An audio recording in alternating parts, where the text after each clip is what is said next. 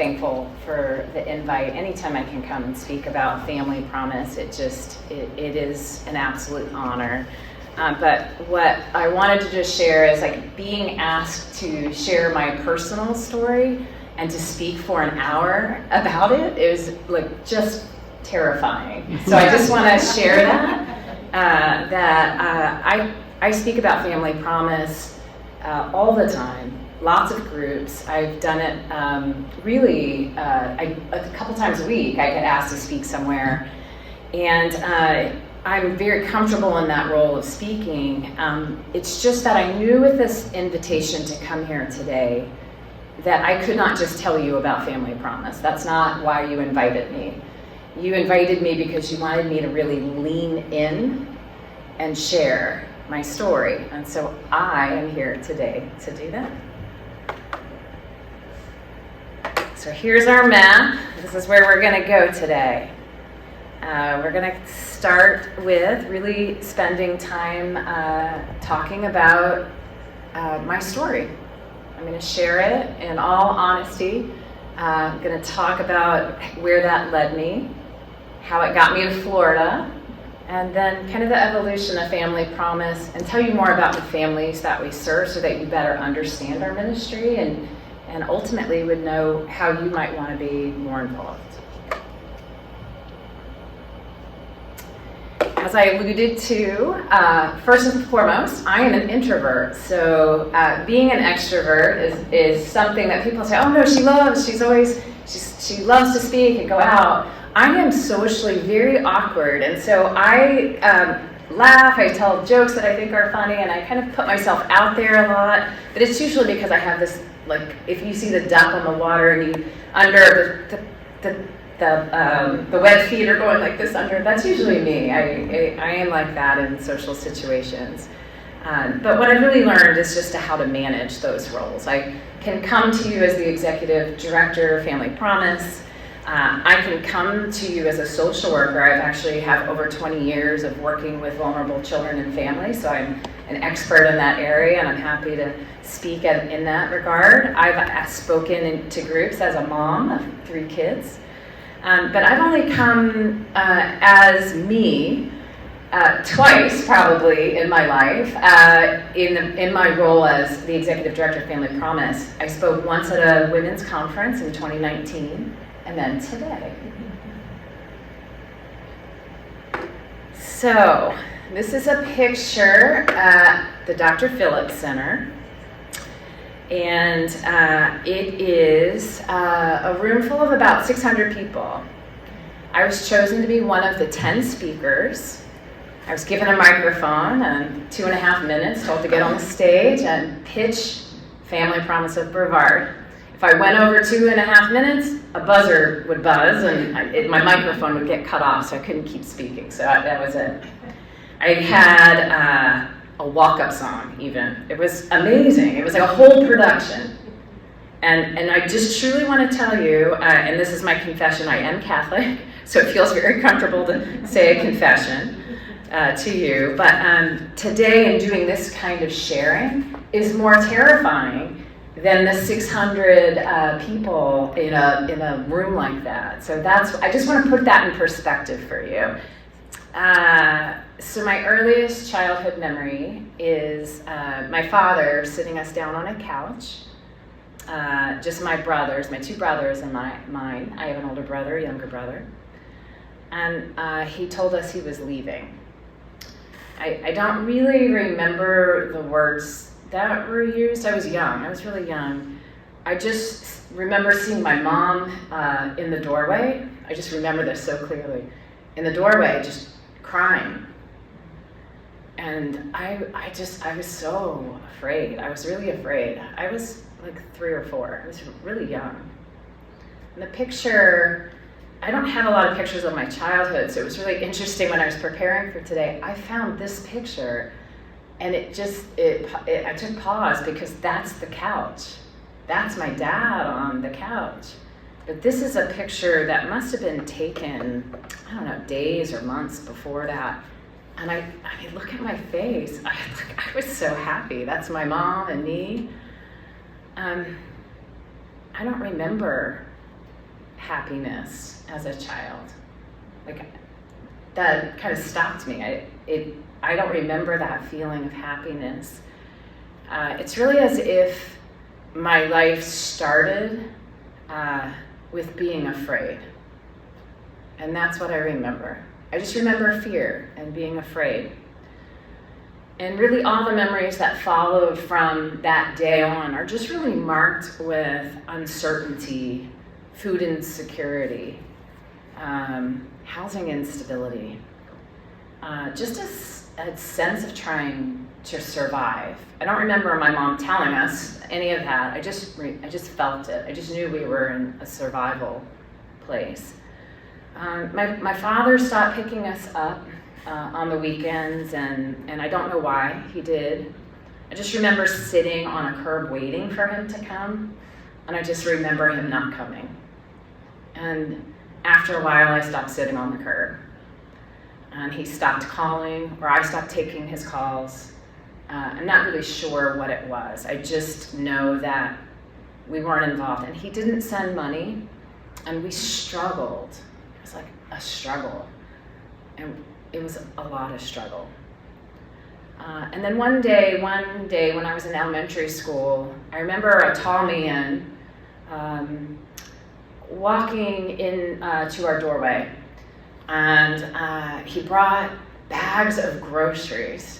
Like, I just saw him come in, I was sitting on the steps, and he was just holding bags of groceries. And it was like Christmas. It wasn't Christmas, but it felt, it was like, oh my gosh, food. I remember feeling that way, like food. And this was a young man in his 20s. My mom was young still at the time. And he ultimately became our stepdad. And he took care of us. But while our housing and food instability improved drastically, he was a builder. I lived on a horse farm. It was amazing. I had a great place to live. But our emotional health just diminished really quickly. My stepdad was just very cruel. And I did not grow up knowing the love of a father. But more about that later, because I was loved by a father, but I just didn't know what male love, like a fatherly love was. I didn't experience that. In my career, I went on to be a child and family therapist later, and I learned that when children experience ongoing instabilities that disrupt their growth, their identities form under stress, and they build their self-concept really around that instability, right? And so it can be like a handheld mirror, like they're holding a mirror, and it's like it's dropped on the ground, and you just imagine it in all these pieces, and you put the mirror back together. But even though you can put it back together, it never quite lines up just quite right, and that image is kind of distorted. And then that distortion kind of becomes the new normal. And they don't see the mirror as broken. They see themselves. They think that's what they look like in that distorted way. And this is that really hard part, is all my years growing up, really until I was an adult, I didn't know that the mirror was broken. I thought I was broken. And the best way I can describe what I spent my childhood feeling was just like distortion, like just broken, just very undeserving, unworthy of love, of anything. I just felt depleted. And I feel like probably some of you have felt that way in your lives. You may be feeling that way right now, even. The only way I knew how to escape what I was experiencing was to change the narrative. And I became the best at everything. I was a straight A student. I was excelled in sports. I was an equestrian. I was very competitive. I did very well. I did everything. I joined everything. I did everything. I was like on every club. I did all the things. I was going places. I was changing the narrative. I was changing all of it. And it was just this sense that I really felt that if I worked hard enough, that I was impressive enough that I could be deserving. I wanted to appear polished, like put together, perfect, like not broken. Like I didn't want that to be what people saw.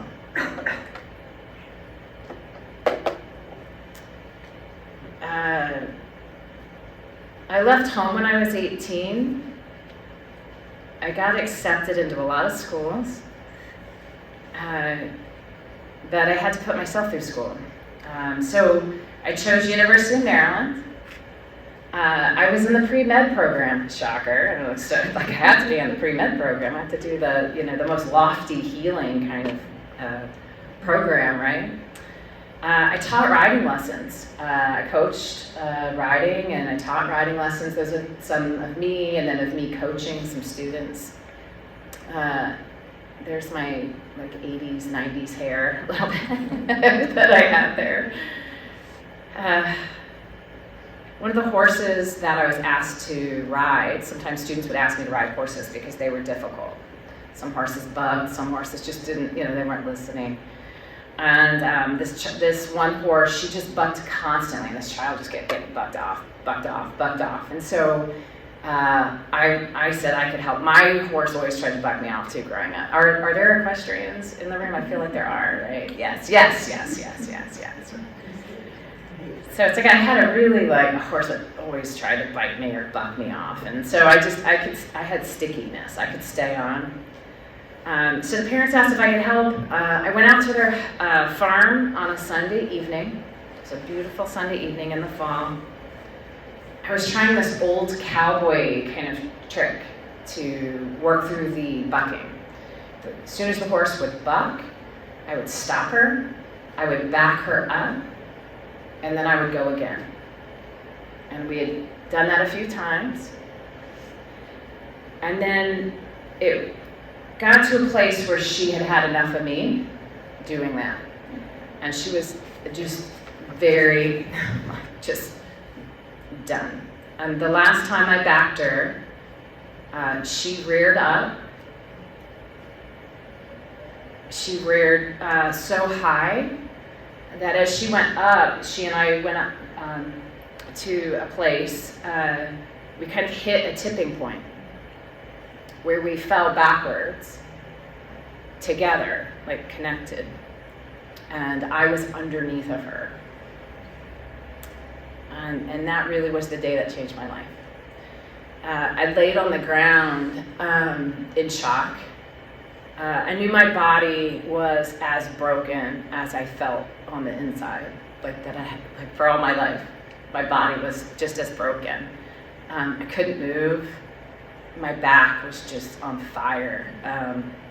It was broken in two places. My right leg, I couldn't feel it at all.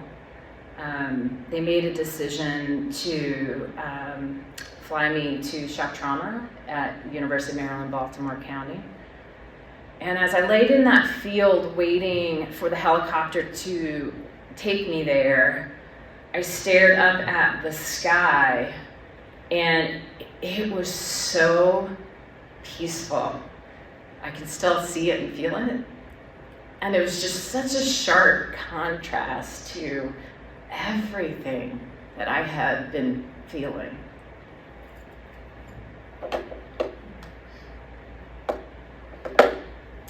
I had spent 15 years building this version of myself, trying to, I am capable, I am strong, I am independent, I can do anything.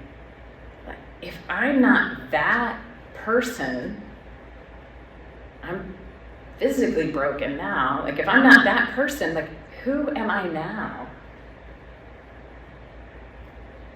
when I was in the trauma unit, I was on a backboard. I couldn't move, and I didn't realize it, but I just had tears like just streaming down my face. And I remember the doctor asking, like, "Are you crying because you're hurt, or are you crying because you're sad?" And that doctor just had no idea just how profound that question was, because that was true. I wasn't just physically in shock. Emotionally, I had been doing this my whole life, like back up, push down, control the thing that wants to rear. And then she reared anyway, and I couldn't stop it. So it was like the moment was symbolic, like end of my control strategy in my life, right? The things that I had been doing my whole life, like working harder, performing better, they didn't hold up anymore. I felt like I didn't know.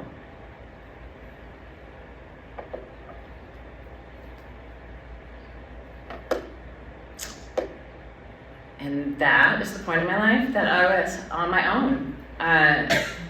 I didn't have my mom and dad to get me from shock trauma unit.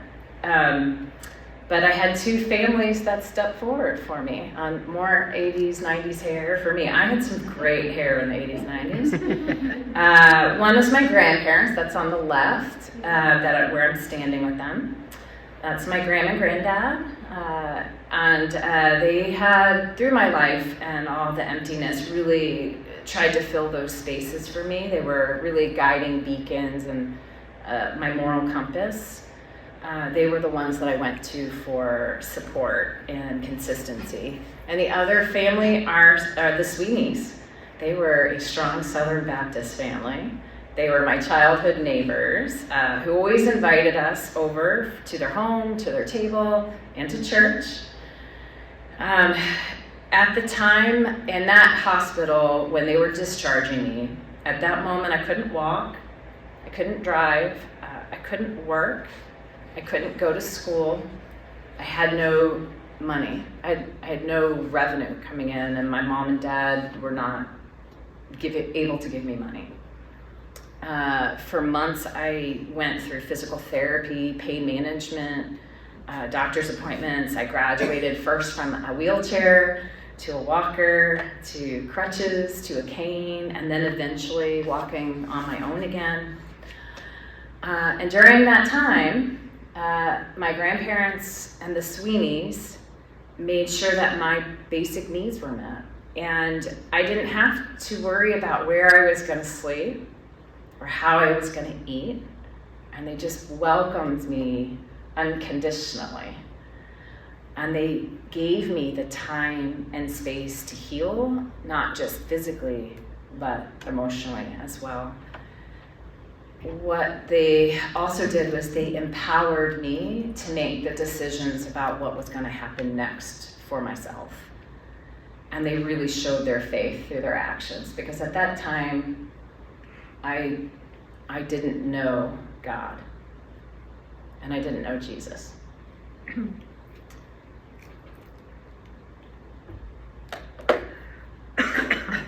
When I was lying in that field, I had asked, "Who am I now?" And I think I expected the answer to feel more like a loss.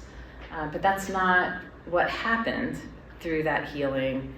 Really over those months of not being able to walk or work or be able to perform anymore, that version of myself, that perfect Tara, is that I discovered something I didn't know was there.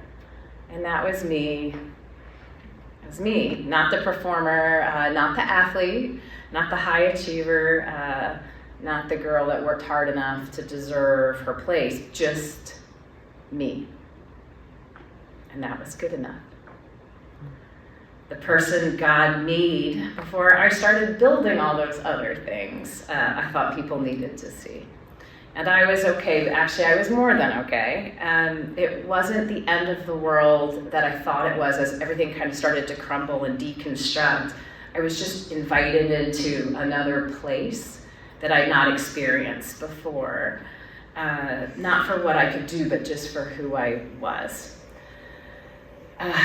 So I've come to know that that is grace. And that is what grace looks like in human form when I was able to have that time and space when I was my most broken, and Greg and Granddad, the Sweeneys, and others welcomed me in, and they didn't look away. And it changed everything.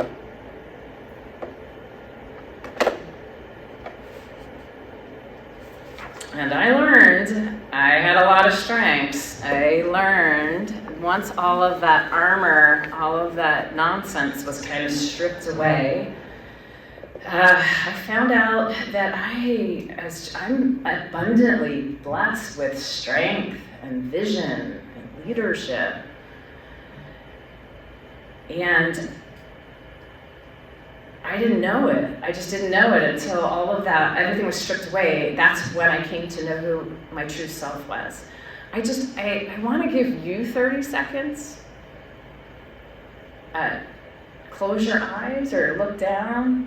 If you don't trust me, just look down. I won't do anything, but just ask yourself, what have you been given? Just ask yourself, what have I been given? And just this sense of what are you doing with it? What have you been given? And what are you doing with it? I'm going to give you 30 seconds. 30 quiet seconds, Nikki.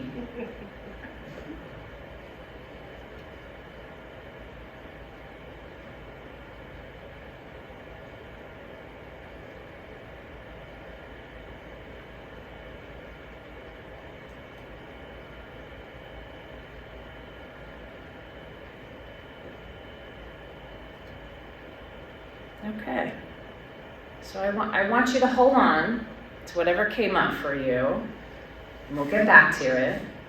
But I'd like to tell you what came up for me.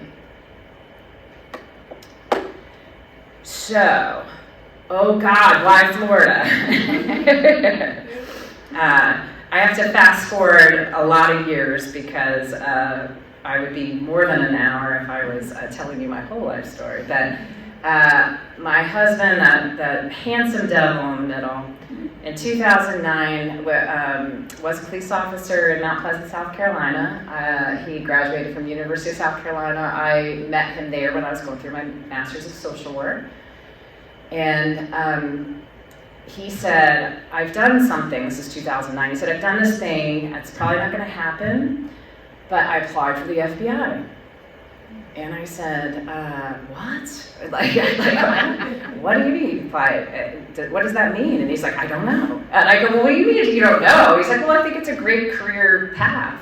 I said, well, are we going to have to move? And he goes, I don't know. And I was like, this is not good. This is very, we might have to move because we might not be able to stay where we are. Ultimately, he got chosen. And he went to Quantico for 6 months, and I had little kids.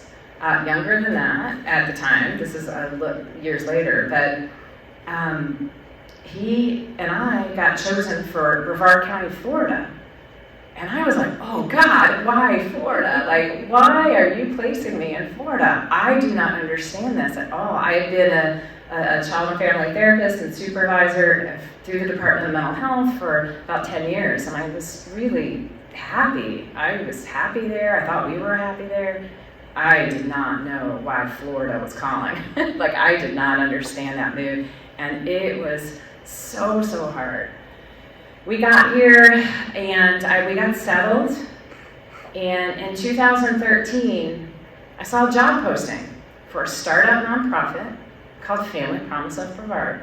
And they were looking for somebody that had experience in working with children and families, that could understand vulnerabilities, and helping build time and space for people to put the pieces back together. Doesn't that sound familiar? That sounds like pretty familiar. And I was like, oh, okay, I gotta apply for this job. Didn't pay anything, hours were terrible. I was the only employee. And I was like, perfect, this is perfect. It's gonna be great, it's gonna go great. I got interviewed here at Faith Year Lutheran for the position. I was chosen. And we launched to help families facing homelessness put the pieces together and get back into housing. During that time, something that I've come to know in working with families is that they know shame. And when I was talking about the brokenness earlier, I didn't have a word for it at the time, but what I was really feeling was shame.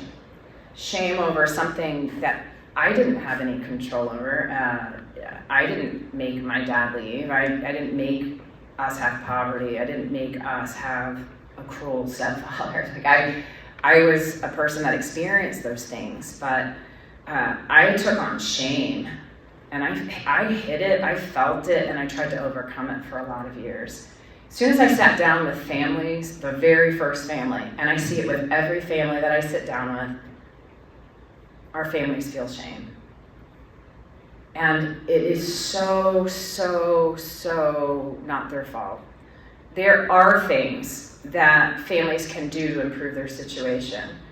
But what I can tell you is that Brevard County is about 23,000 units shy of meeting the housing demand for families that make less than $70,000 a year.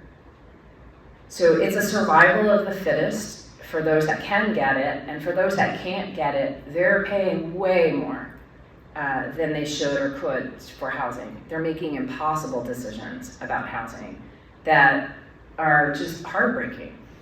And so what I can tell you is that when they come in, there's this sense that they should have been able to provide for their family, but they're working 2 and 3 jobs, but they can't afford housing.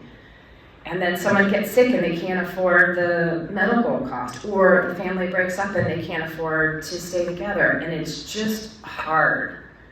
And if there's anything that I can say about the job that I have and the role that I play, is if we can alleviate that shame for families and just get to how can we support you unconditionally? There's those stereotypes for families that they're addicts, or they mismanage money, or they're lazy. That is not true. That may be this, that might exist this much. Families that we serve are doing the best that they can. You're doing the best that you can. People in our community are doing the best that they can. And that's what I want to make sure that we take away from here, is that the shame that I felt, I see it in our families' faces. So I can tell you about that, but I think it's better for you to hear about it from families that we serve. Before you hit play, this was one of the very first families that we served back in 2014. This mom's name is Janet. She had gone through a divorce. She has a PhD. Her son is a straight-A student. She came to the resource center when we were in Rockledge. She was wearing a dress and high heels. She spoke the most beautiful Georgia accent you've ever heard. And she pulled up and she sat in the car and she didn't get out for a very long time.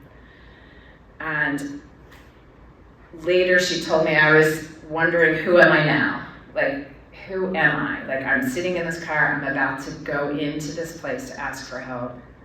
And that's what she was thinking, just like I was. So I want you to hear from Janet herself.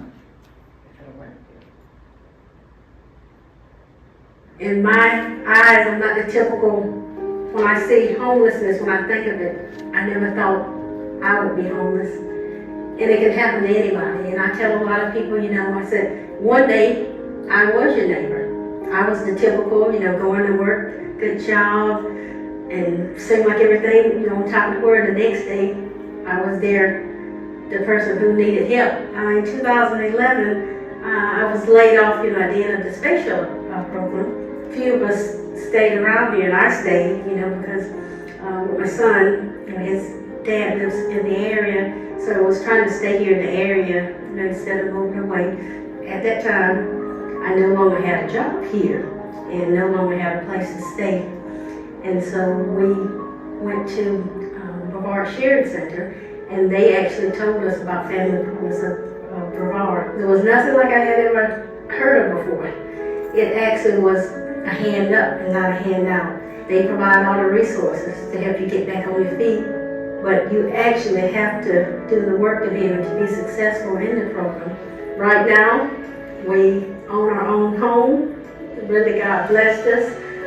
The home, what we thought, it seemed like we gave up so much, but we gained so much more. The program, Family Promise of Brevard, is so valuable. Anything you can do, donations, volunteering your time, hosting, the food you provide, anything that you can do is a worthwhile organization. I'm telling you from experience, Jonathan and I, my family, we would not be together now if it had not been for Family Promise of Brevard. Family Promise of Brevard is a lifesaver, a lifesaver.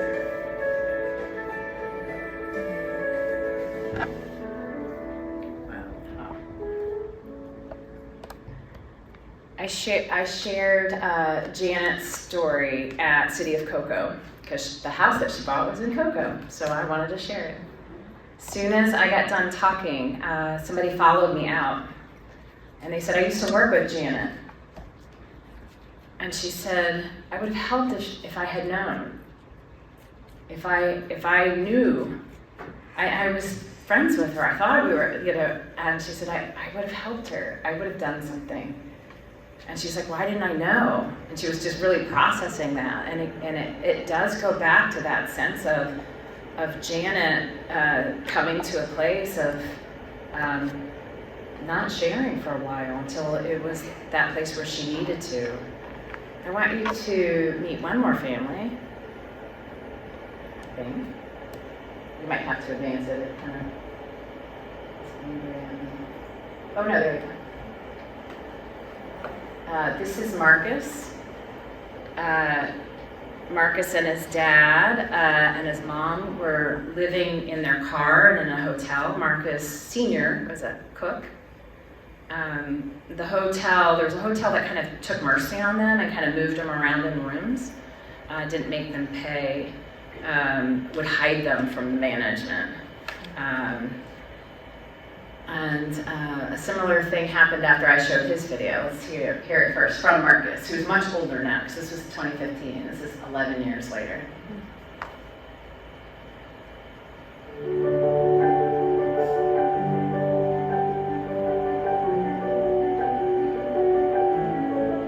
The word home is a place where I know my family is, where I am, where I know I am safe. A place that brings me happiness when I am there. When we were living in hotels, I was about 12 years old. It was different. I certainly got sick and tired of hotels for a while. Not many people knew. It wasn't like it affected my social life very much. The only thing super different in my social life compared to having friends was they didn't come over to my house. I normally went over to theirs. I was fully aware of what was going on. I knew my mom and dad's job, sex situations. I knew our financial status as well. I was aware of what was going on. It was just the fact that every week was another paycheck that had to be put towards the hotel room that we were staying in. And that was just kind of draining money that we had. Any spare bit was gone to that. So when we were able to come here, we were able to save up that money that we would have just been spending towards the hotel room and actually get placed with it.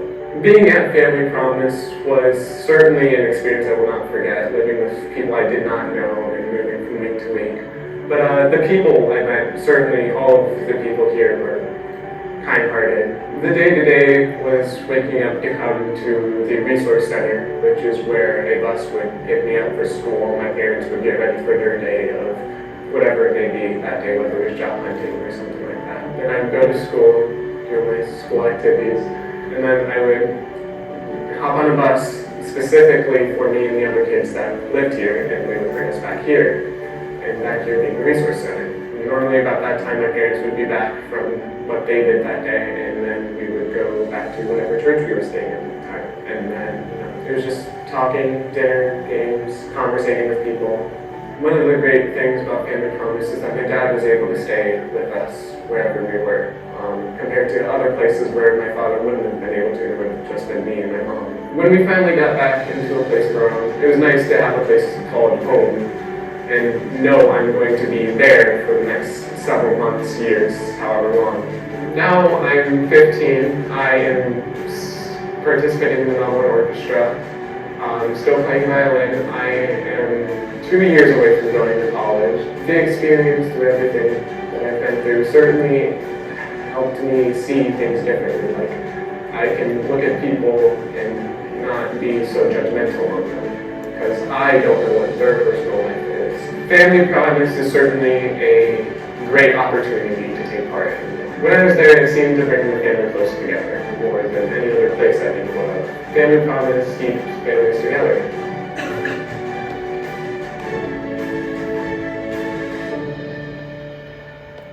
So the owners at 28 North came, Chris Canine and his team came to the the old location that we used to call the Resource Center. You saw it in the videos. And he and his partner saw that video and they go, Marcus works for us. Why didn't he tell us? I had no idea. I wish I had known. And it was this sense of why didn't they know? And I just want to kind of point out 4 parts to that, and I want to marinate with it. It's just one is that there is a significant stigma around homelessness, in not just here, across the country. So much so that I don't even use the word homeless. If I can avoid it in all conversations, I don't use it because we're working with families that have lost housing and are facing a lot of struggles and uncertainty. That's true. When I talk with some, and I use the word homeless, you can kind of see, oh, that's not me, or I've not experienced that. We've all faced uncertainty. We've all faced unknown. The pandemic is a great example of that. I know my family didn't know how we were going to pay for some things. My husband's a federal agent. He was getting paid through the federal government. He wasn't getting paid, which means we weren't able to pay our bills. And we live in Vieira, so we had our own in a different scope, but we all know uncertainty. So the term homelessness, or if you say homeless families, I avoid saying that. I may say people experiencing homelessness, or I might say families experiencing instability or housing instability, but I try to avoid using the word because it does create some division. And it makes people think of maybe the person on the corner or the person that's the handout. And that's not families. That's not what families look like that are experiencing that. The second is really around that shame and that sense of that they somehow have failed. And so they're sharing, it's this kind of sense of if they share, it's kind of, it's heavy. I talked to a mom this week on the phone. I just happened to get the call. We have somebody that's new at our front desk, and she routed a call to me. And I took the call. Normally I don't get families calling. Usually our team does. We get about 300 calls a month, so we have a team that manages the calls. Her name is Bree. Mom, dad up in Titusville, both work, kids in school. They have a car that's reliable. They make too much money to qualify for some of the incentives or support. And they were seeking shelter. They had lost housing. They were living with their grandmother, and the grandmother passed away. And when her income was gone, they didn't have any way to pay the $2,000 for the apartment, and they were evicted. And we kind of talked through some options. Our shelter is full right now. We're just trying to figure out next steps. How do we help this family right now today? And one of the conversations is like, who in your life are supports? Who do you have up in Titusville? And she mentioned a private school that the kids go to on scholarship. And I said, do you have anyone at the school that you could talk to? Because there's so many schools want to offer support or help. Like, they hadn't showered, they couldn't do laundry, they were in the car, like they didn't have food. We have supports like that at our location now, but it was like, in Titusville, so you don't have to come down this way. There may be some supports up there we could connect. And she said, I just feel like I can't tell the school. I just can't tell the school. I don't want the kids to be embarrassed. I can't tell the school. And so that's not something I can change for her overnight, but it was just kind of planting a seed of like, I know they would want to know, to be able to offer help. Most schools have laundry. Most schools have showers. Most schools have food. They would love, I know they would have loved to know. We're working with the family. I saw them yesterday at our site, and they're coming back on Monday and getting showers and others, but we're working on that. But shame is a big part. And our culture, achievement makes vulnerability feel uncomfortable. Like, don't be vulnerable, don't share your failures. I think if that's the best that comes away from is you've seen my vulnerability, or share the things that I've gone through, maybe walking away and sharing those with others. And it's just these people who could help just don't know, don't have that level of relationship with people that they feel. So we gotta keep working on that. So, this is really about next phase of the calling. So for me, during the pandemic, something really shifted. God placed a firehouse on my heart, and it took hold like you don't even know. I could not stop thinking about this building like you couldn't believe. During the pandemic, our calls increased 450%. We could not even begin to keep up with the demand, and the majority of our calls were coming from the central part of the county, and it was this sense of what do we do now? We were in a location in Rockledge, Grace Life Church. They were donating it to us, and I said to the board in March 2020, we need to move to this firehouse that's in Cocoa, in the heart of where we're getting the most calls, and then we can be right there for families. And it made no sense to me, but I saw this building, I took this picture, and I saw a place where we could help families with all of their needs, but that we could co-locate healthcare, child services, career training, education in one place where we'd have a one-stop shop. We didn't have the money to do that, and City of Cocoa did not give us that building in March 2020. So it was why are you coming to us saying that we could go forth? I'm I just have to tell you that you just have to believe what I'm saying. I believe that this is what we should do. And so we did start looking at other locations to go into Cocoa. We looked at 7 buildings, and I kept coming back to this building. It had wood termites, leaky roof, asbestos. It was falling to blight. The City of Cocoa was just letting it fall down. They had $9,000 to level it in the budget. I'm give me the $9,000 in the building, and we're going to turn it into this amazing place for families. I was unqualified. I just have to say to you, my understanding of renovation and repurposing was the home shot or the TV shows where the bus pulls up and there's an old house, right? And you have a week of getting in there and making it better, and then you're move that bus, and then it would move, and then woo, it's new. And in my mind, it would be that kind of project. We'd come in there, it'd be maybe 3 months, I don't know, maybe it's $250,000, I don't know how much it is. But it was the sense that the city would donate it to us, even for a period of time, that somehow the money would present itself. And again, it was impossible. I just had to say yes to it. And I had to have a board that would back me and believe me. And some board members left then. I just truly, some people didn't see it. And I just said, I know it's hard to just live on faith, right?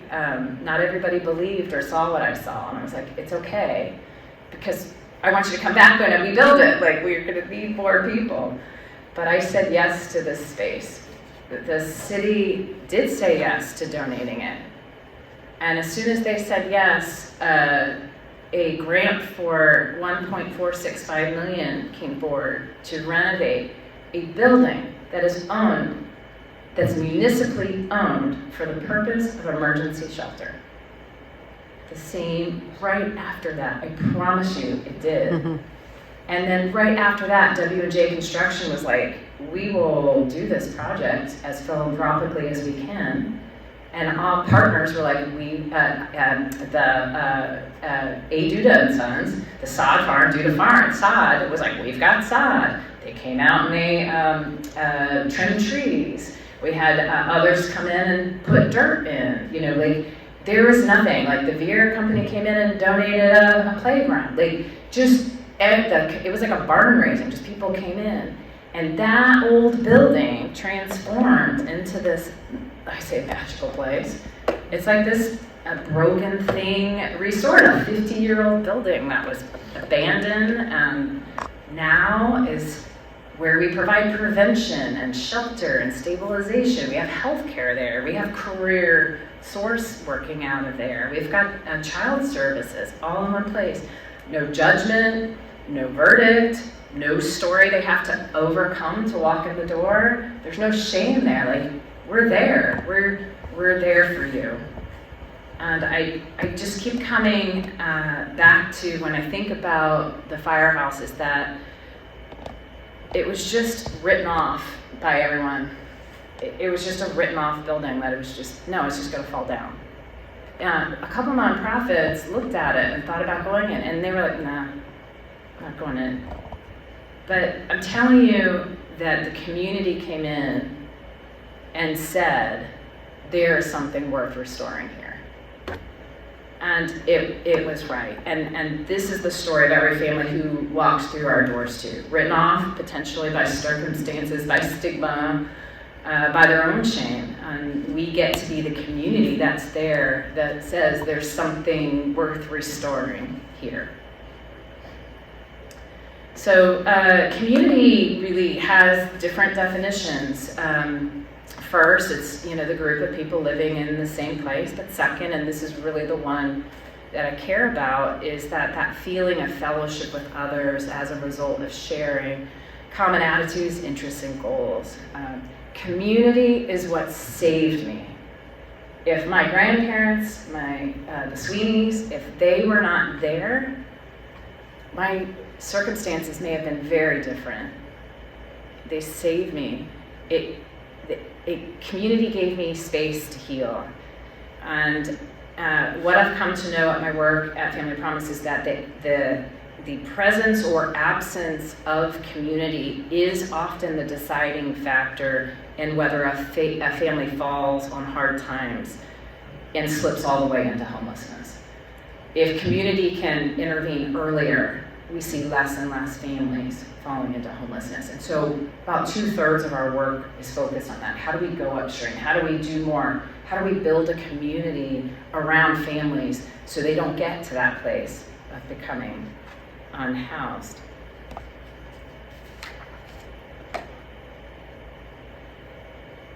So this is what community makes possible. This is just in 2025. Before the firehouse, when Marcus and Janet were at our old location, we were serving a few hundred families a year. Last year, we served over 6,100 families in 2025 in the firehouse. We celebrated our 3rd year there. As I said, about 2/3 of our work is really trying to prevent future homelessness. What can we do to keep families in the housing that they have? We know when children are in housing, they will thrive. 96% of the families coming through those core programs are staying housed. Here's things that we're working on. We're going into Cocoa High. They had a graduation rate of 68% when we moved into the firehouse. They are future homelessness. Those are kids who are slated to earn $20,000 a year. We have helped move the needle to 80% graduation rate just through combined collective efforts of how do we walk alongside those seniors and make sure they graduate and have a plan for after.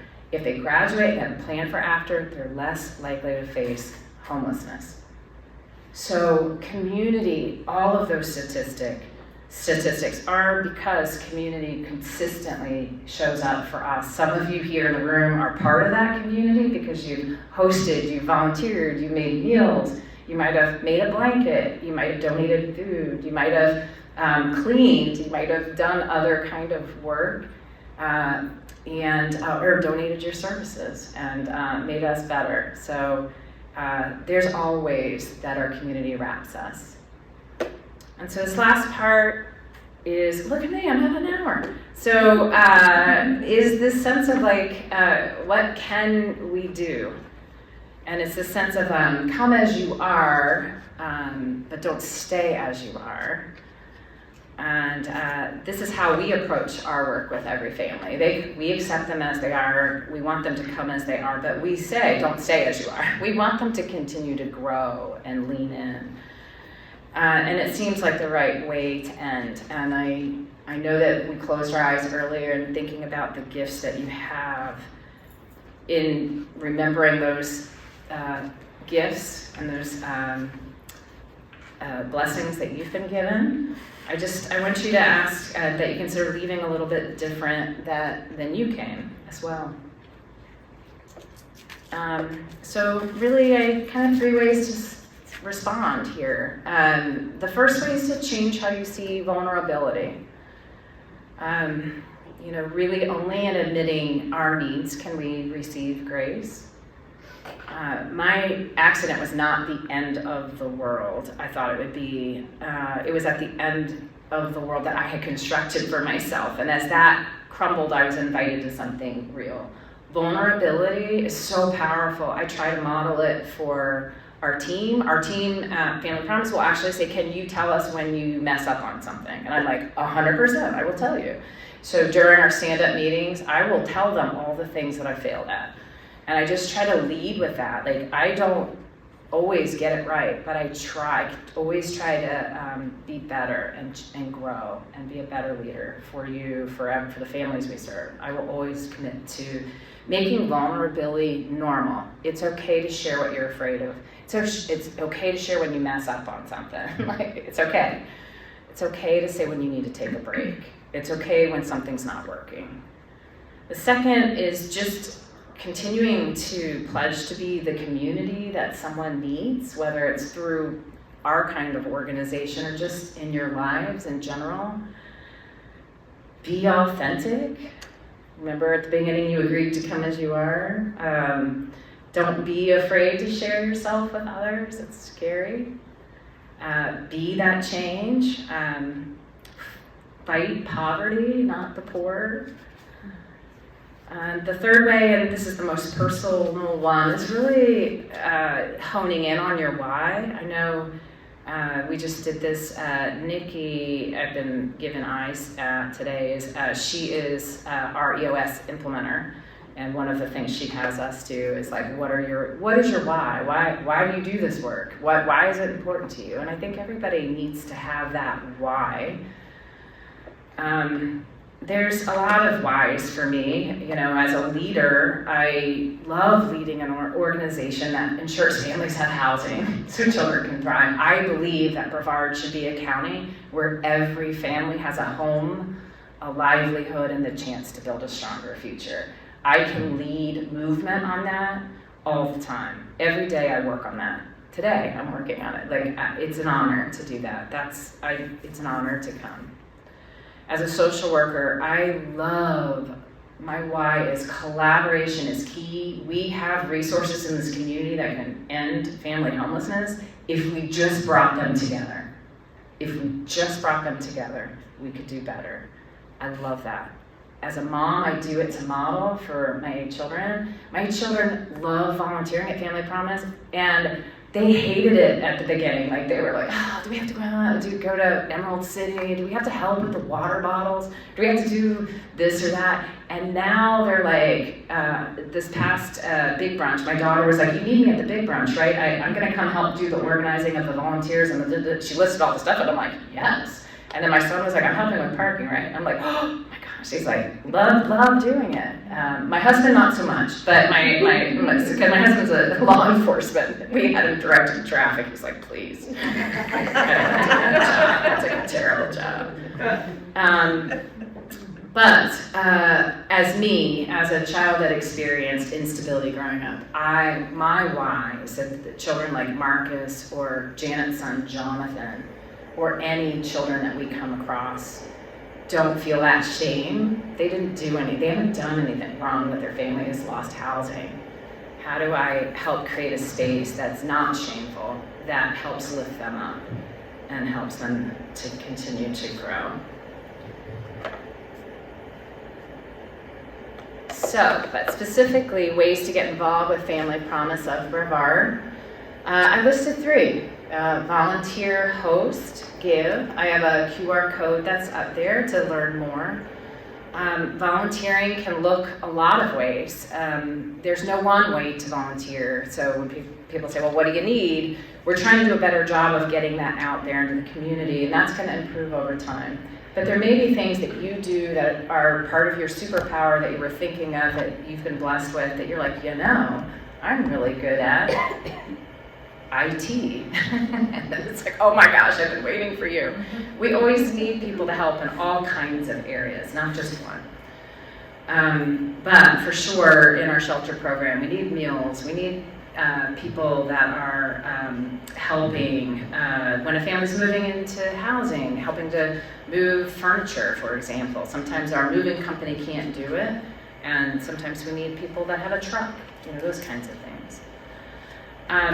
If you're here, congregationally, we have in the room those congregations who have hosted. When the pandemic hit, we were at 17 congregations. We have 10 now. And because of that, we started to use hotels to supplement the other weeks.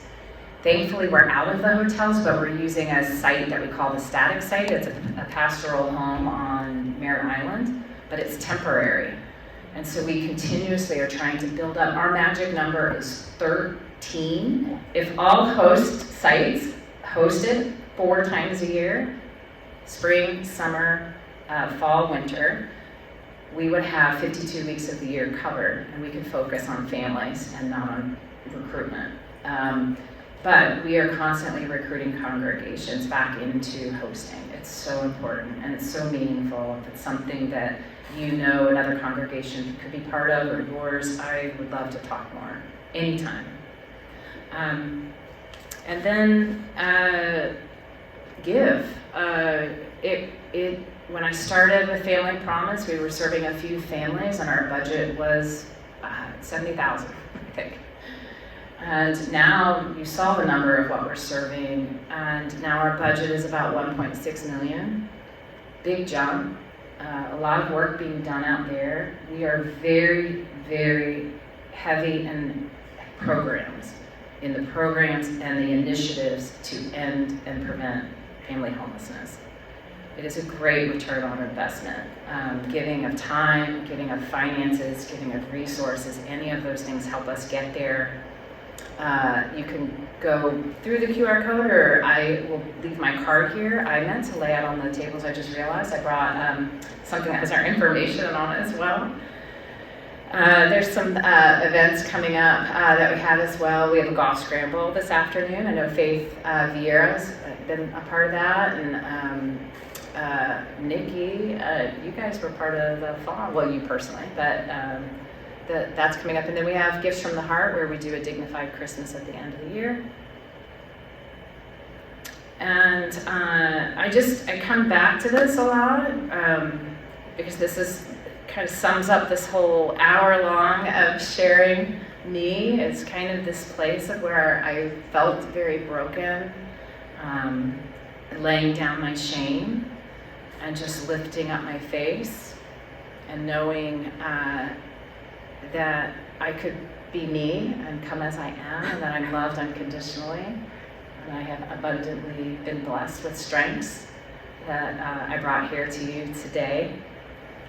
And with that, I would love to open up to you to ask me any questions. You can ask any questions at all that you want to about me or about Family Promise. The harder, the better. Like, ask me the questions, and I'm happy to give you that time. I didn't have any preloaded. I should have. Is there any overlap between your group and like Meals on Wheels? Do you work together? Oh, I love that. Yeah. I mean, how does it all work? You hear all these different organizations out there. Yes. Are they coming together? Yes, and we're actually helping to lead that. So that's been an initiative over the past couple years. When we moved into the firehouse, I went to Mayor Blake, the mayor city of Cocoa, and I just said, is there a group of agencies that get together to talk about what they're doing? Because there is a lot of overlap, duplication of efforts. We have this group feeding our pantries on these days, on this day, and they're doing it on the same day. You know, there's just those kinds of things. Or we would be in meetings and someone would say, well, we really need our showers, and somebody would say, like, we have showers, and somebody else would say, like, yeah, we have showers too. So there was a sense of, like, people didn't know what we all had. So we started what we call a regional work group in the fall of 2023 called the 922 crew. That's for the zip code. We get together with the police, with the library, with the principals of the schools in that area, with other nonprofits, and we just talk about what we're seeing and what we're doing, and we share resources, we share events coming up, and we talk about if we have things that are overlapping, we problem solve and make sure that we are not duplicating efforts. And then from that, we actually started something called asset mapping, where we actually map each other, the organizations, on this platform that's online, so that whenever we need to refer to each other, we do a better job of working together.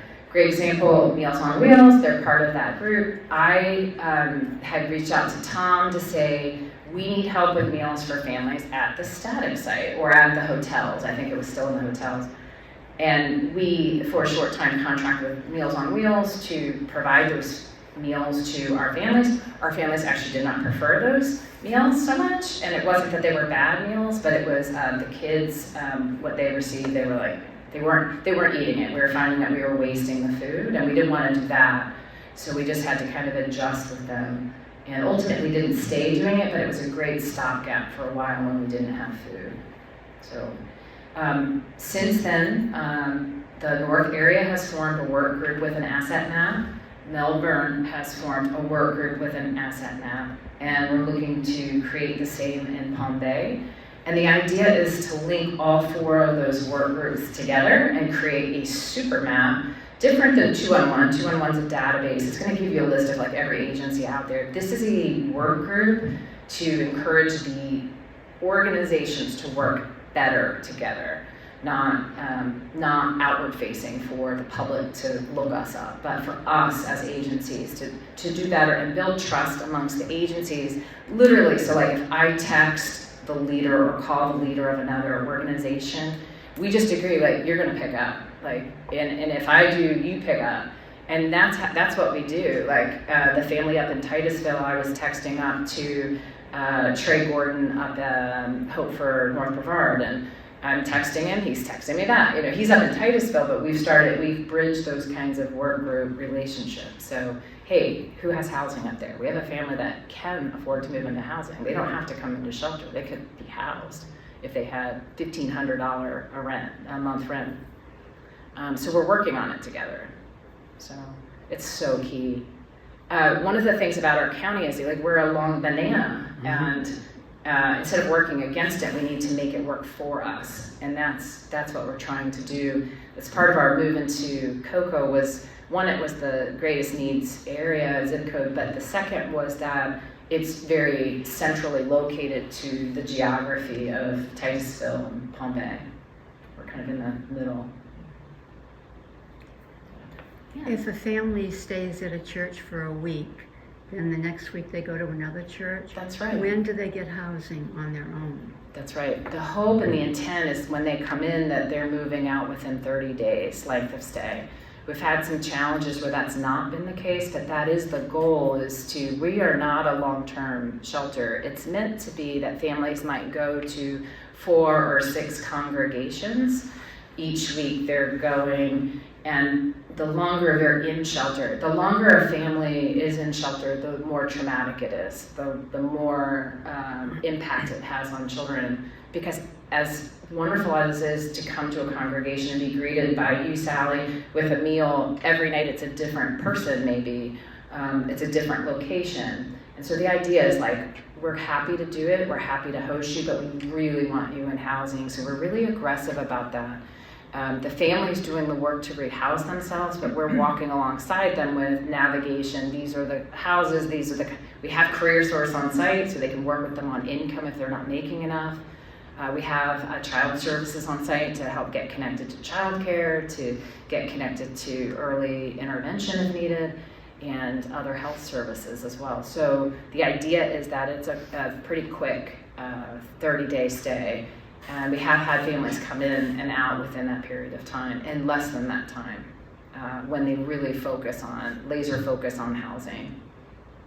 If somebody's got 2 jobs and they can't find a place to live, Yeah. how are they going to increase the amount of money that they Yes. The focus we have with Career Source and our attention is like, how do we increase economic mobility? So how do we take someone from $12 an hour to $22 an hour? And that's some of the classes that we've had in the classroom at the firehouse. Brevard Adult Community Ed comes in and they'll do some classes. And then we work with Career Source on some of those classes. There's some short-term, I would say like micro-credentialing, like 10-week classes. One of them is certified production technician. It's an entry-level manufacturing job. We are a manufacturing aerospace coast. So that's a great job to get you into L3Harris or to Embraer or one of those places. So working with them to try to help people increase their income is a priority of our work with families. It's always part of the conversation. Once they leave shelter or they leave our prevention program, we want to walk alongside them for a full year and help them build up that asset. They may not be able to increase it in 30 days, but over a year, we can continue to work with them to increase their opportunities to bring in more revenue. We want them to think about career, not job. Career, not job. Career, not job. Having the job that's where they're underpaid or they're contracted really just lends to instability.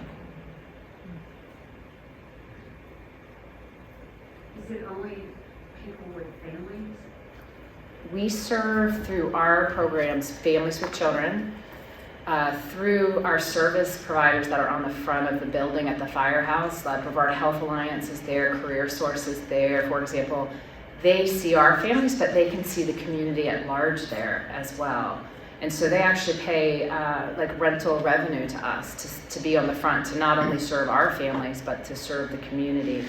Prior to the firehouse, those locations didn't exist in Cocoa. So Career Source didn't have a location in Cocoa, but Cocoa has the lowest amount of people who go for I forget what it's called, a certification or employment like after high school. Like they're not seeking further training.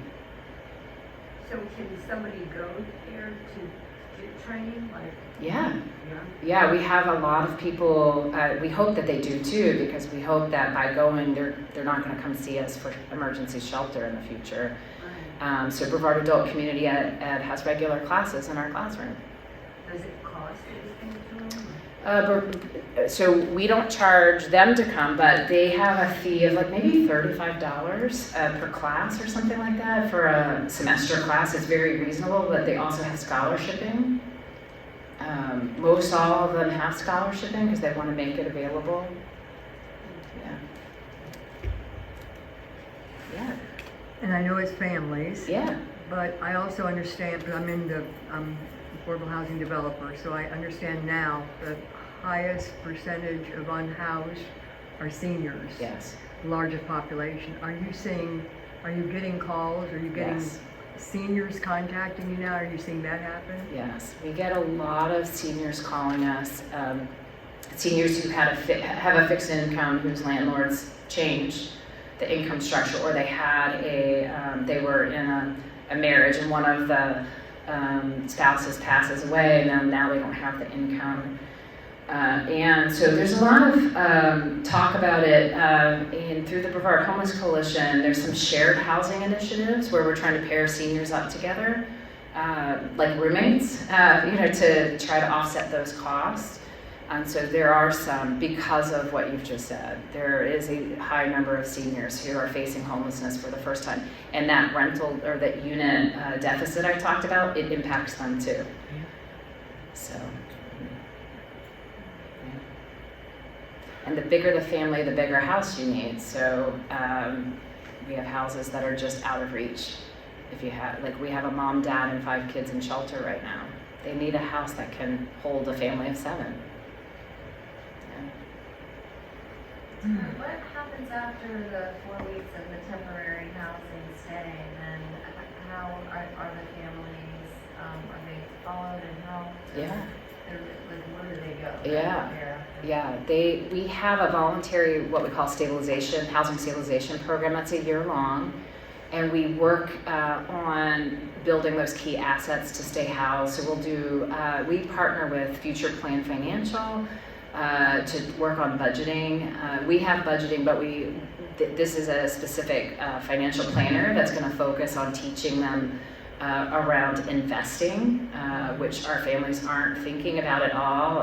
They're thinking about expenses, but we're going like, what are your expenses? How do we save? How do we invest? And kind of going down the line. But in shelter, it's survival, like let's just get them to settle, and then long term, let's help them build up those economic assets. And it's free to families, it's voluntary. Most families say yes, some don't, because it's like a dietitian that's going to open up your food log for the week, and like, we're going to talk about your bills, like how did you spend this week, how did that go? Let's talk through those decisions about how you use the car this week to save on gas, those kinds of things. Accountability.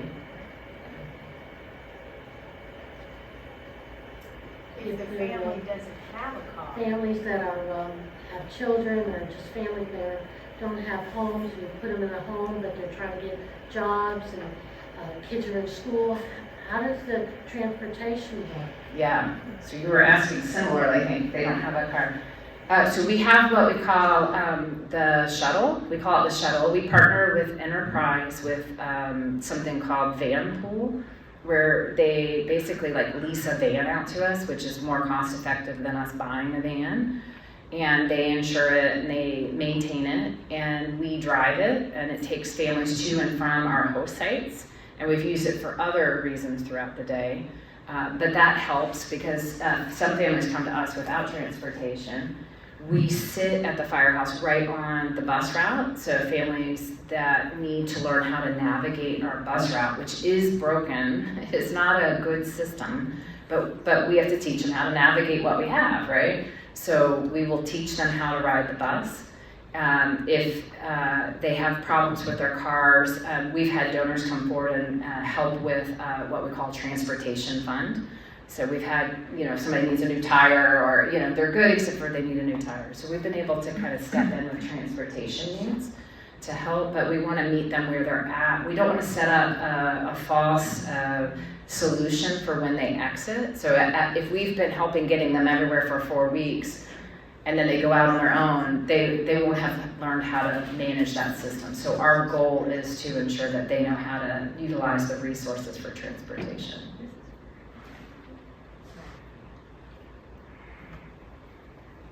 These are good questions.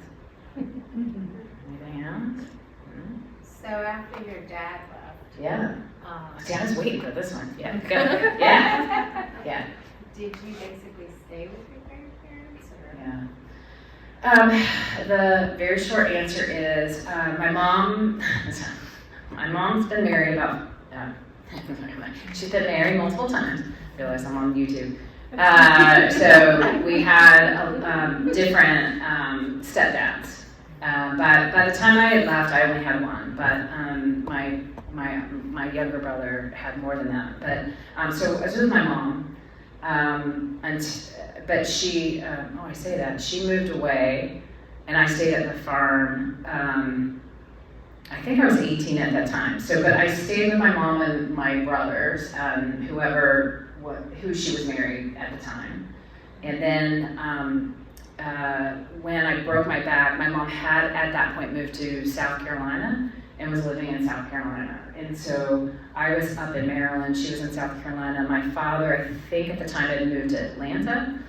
And I really looked to my grandparents as like my foundation. I didn't live with them, but they, I would go see them frequently. I would go to church with them.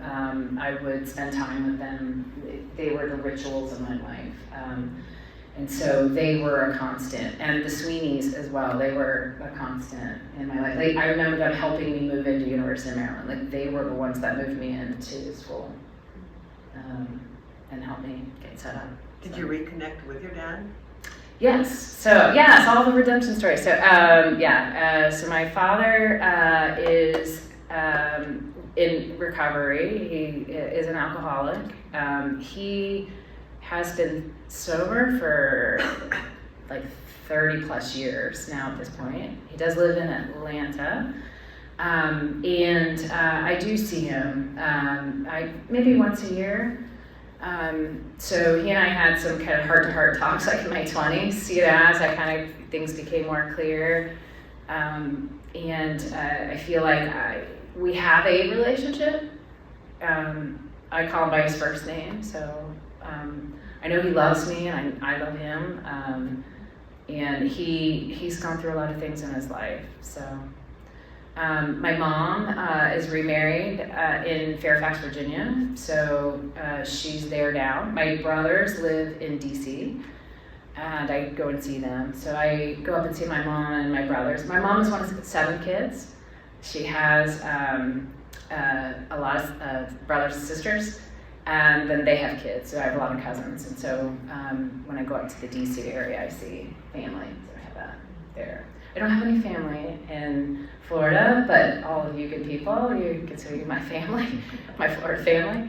Family Promise is my family, but we don't have any family that lives this low in the country, so down in Florida. So did you ever ask your dad why he left? Yeah, I do remember asking that. The first picture, before I found the couch picture, was actually him in Vietnam. He had a picture of him and a child, like, in Vietnam.